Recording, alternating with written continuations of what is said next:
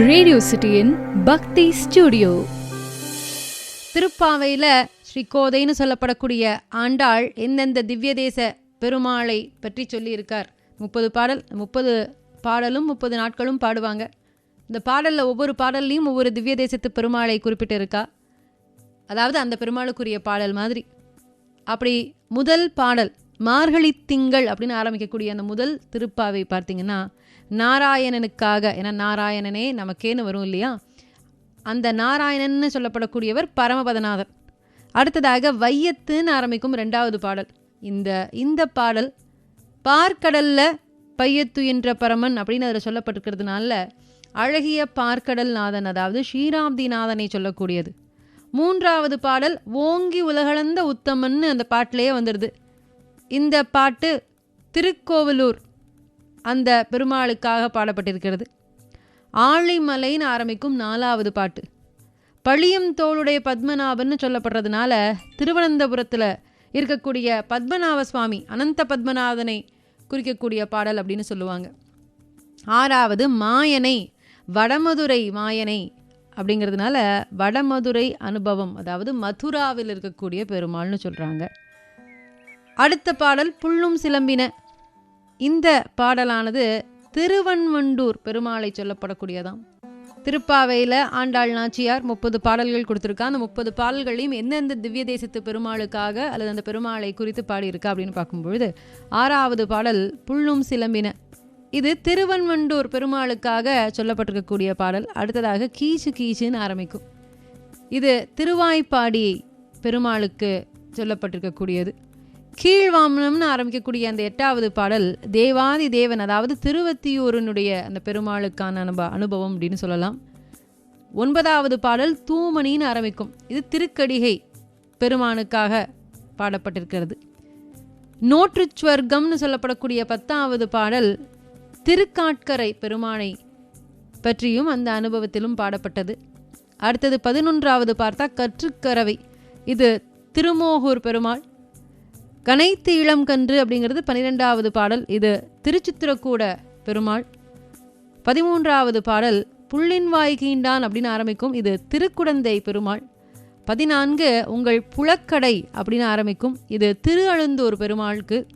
15வது ஏலே இளம் கிளியே அப்படின்னு ஆரம்பிக்கும். இது திருவல்லிக்கேணி பார்த்தசாரதிக்கு. 16வது நாயகனாய் நின்றன்னு ஆரம்பிக்கக்கூடியது திருக்குறுங்குடி பெருமாளுக்கு.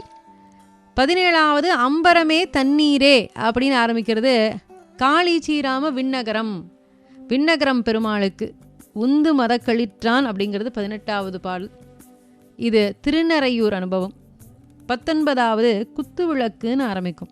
இது திருவிடந்தை பெருமானை குறித்து பாடப்பட்டது.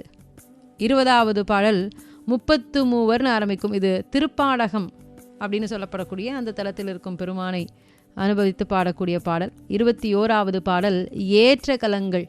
இது திருக்கண்ணமங்கை பெருமானுக்கு. ஆண்டாள் அருளிய திருப்பாவையின் 30 பாடல்லையும் 30 பெருமாளை போற்றியும் அல்லது அந்த பெருமாளை அனுபவித்தும் பாடியிருக்கக்கூடிய பாடல்னு பேசினோம் இல்லையா. 22வது பார்த்தீங்கன்னாக்கா அம்கண் மங்ஞாலம்னு ஆரம்பிக்கும். இது திருமாலிரும் சோலை பெருமானுக்காக பாடப்பட்ட பாடல். மாரிமலை முழஞ்சில் அப்படின்னு ஆரம்பிக்கக்கூடிய 23வது பாடல் திருவரங்கத்துக்காக, திருவரங்க ரங்கநாதரை அனுபவித்து பாடிய பாடல்.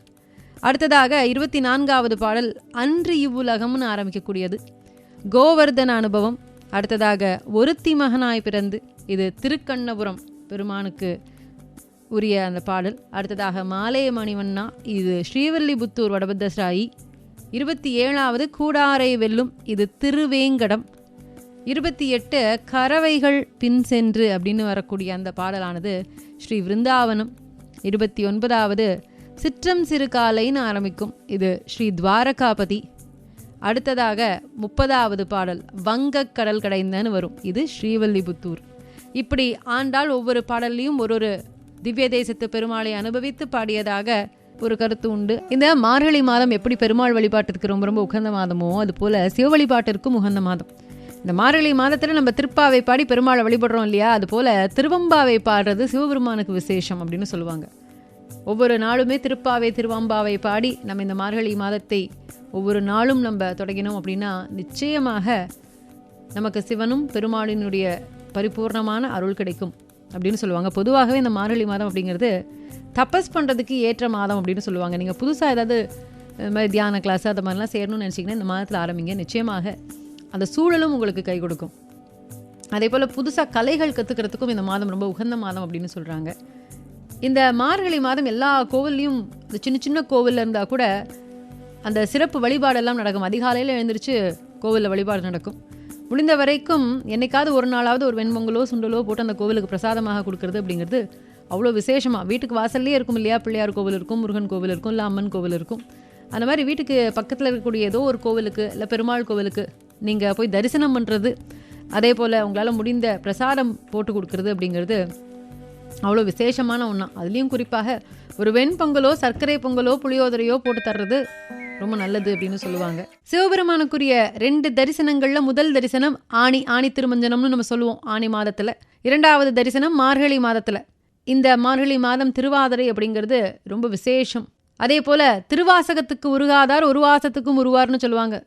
அந்த அடிப்படையில் இறைவனினுடைய சன்னதியில் அந்த திருவாசகத்தை பாடும்பொழுது, அந்த சிவபுராணத்தை பாடும்பொழுது அவருடைய தரிசனம் கிடைக்கிறதோட நிச்சயமாக கரிசனத்தோடு வந்து நமக்கு காட்சி கொடுப்பார், நமக்கு அருள் புரிவார்ங்கிற ஒரு நம்பிக்கை இருக்குது.